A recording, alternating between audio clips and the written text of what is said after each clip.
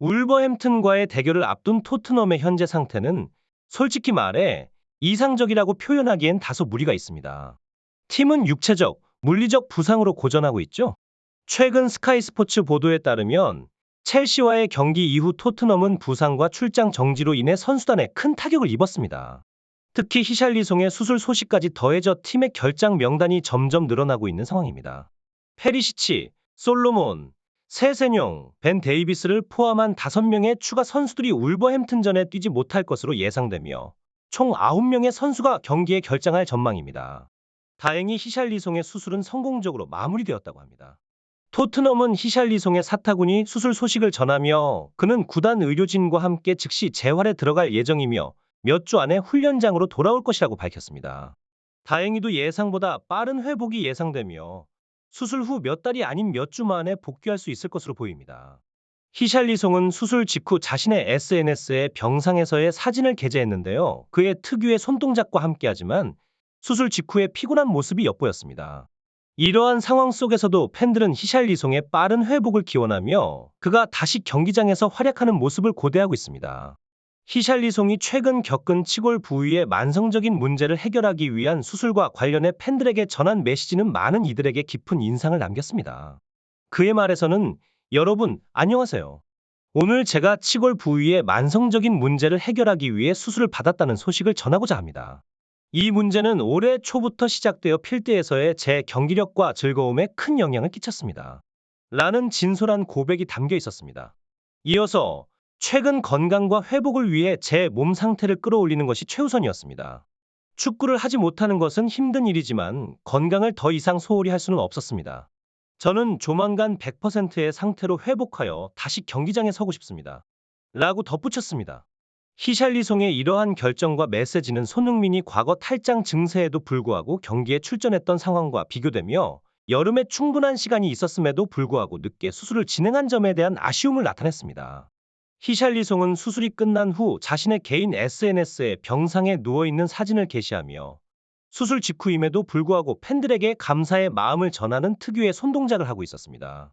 이와 같은 상황 속에서 토트넘 팬들은 히샬리송의 빠른 회복과 그의 경기장 복귀를 간절히 기원하고 있습니다. 팀 내 다른 주요 선수들의 부상과 결장으로 인해 토트넘은 현재 어려운 시기를 겪고 있으며 히샬리송의 빠른 회복은 팀에 큰 도움이 될 것입니다. 팬들은 그가 다시 한번 그의 뛰어난 실력을 보여주며 팀을 승리로 이끌기를 기대하고 있습니다. 히샬리송의 부상과 관련된 소식이 많은 이들의 관심을 끌고 있는데요. 그는 부상 때문에 생긴 문제를 해결하기 위해 수술을 받았고 이제 핑계 없이 최선을 다해 복귀하고 싶다는 각오를 밝혔습니다. 반더벤에 대한 소식도 전해졌는데 다행히 그는 햄스트링 수술을 받지 않아도 될 것으로 보입니다. 미키 반더벤은 햄스트링 수술이 필요 없어 보인다. 하지만 얼마나 오랫동안 결장해야 할지는 아직 불분명하다고 전해졌습니다. 영국의 텔레그래프 역시 비슷한 내용을 보도했지만 토트넘은 반더벤의 수술 필요성을 없기를 바라지만 부상으로 인한 장기 결장이 불가피할 것으로 우려하고 있다고 언급했습니다.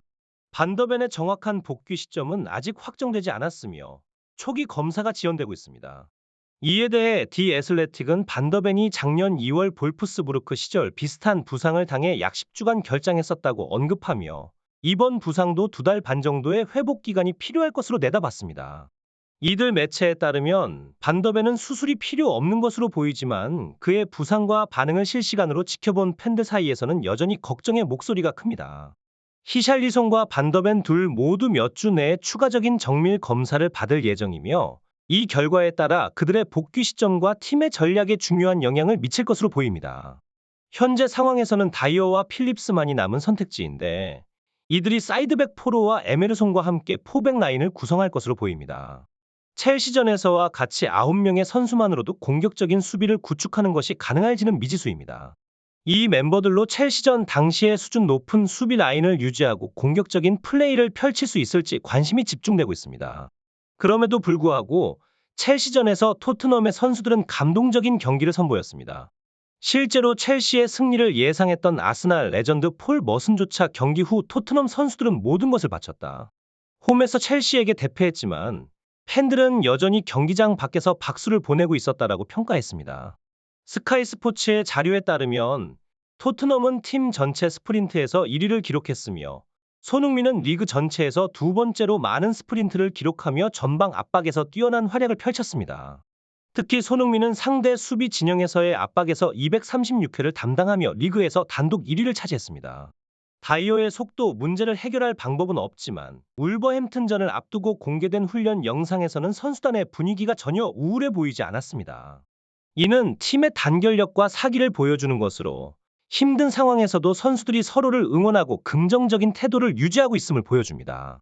토트넘의 훈련 영상에서 선수단의 분위기는 의외로 밝고 쾌활했습니다. 그 영상 속에는 이전에 자주 보지 못했던 어린 선수의 모습도 포착되었는데요. 바로 18세의 애슐리 필립스입니다. 필립스는 키가 193cm로 토트넘 선수 중에서도 가장 큰 키를 자랑하며 그의 강렬한 카리스마가 눈에 띄었습니다. 그러나 필립스가 감독의 전술에 완전히 특화된 선수는 아닐 수 있어 그의 활약 여부가 궁금증을 자아내고 있습니다. 현실적으로 NG 감독이 다이어와 필립스를 어떻게 활용할지 많은 관심이 집중되고 있습니다.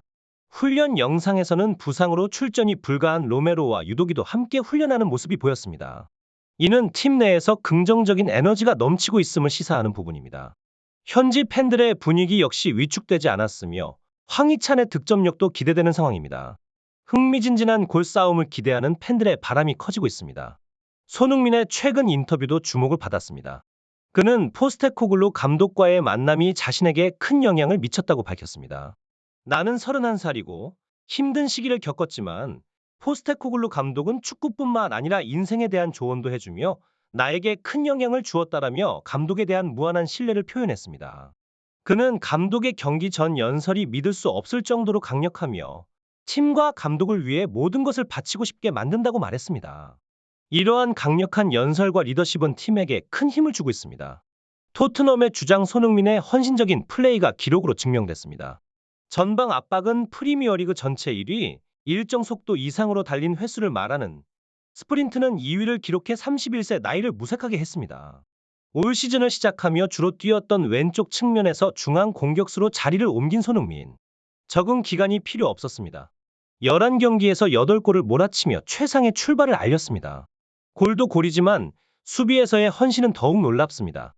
골키퍼부터 괴롭히는 강한 전방 압박으로 상대의 실수를 유발해내고 결국 스스로 득점까지 한 이 장면은 손흥민의 가치를 제대로 보여줬습니다. 실제로 손흥민은 올 시즌 프리미어리그 선수 462명 가운데 236회로 가장 많은 전방 압박 횟수를 기록했습니다. 빠른 스피드를 이용한 전력 질주 횟수도 리그 톱 클래스였습니다. 올 시즌 893분을 소화한 손흥민은 264차례 스프린트를 시도해 리그 전체 2위에 올랐습니다. 이 부문 상위 5명 선수 중 유일한 30대 선수입니다.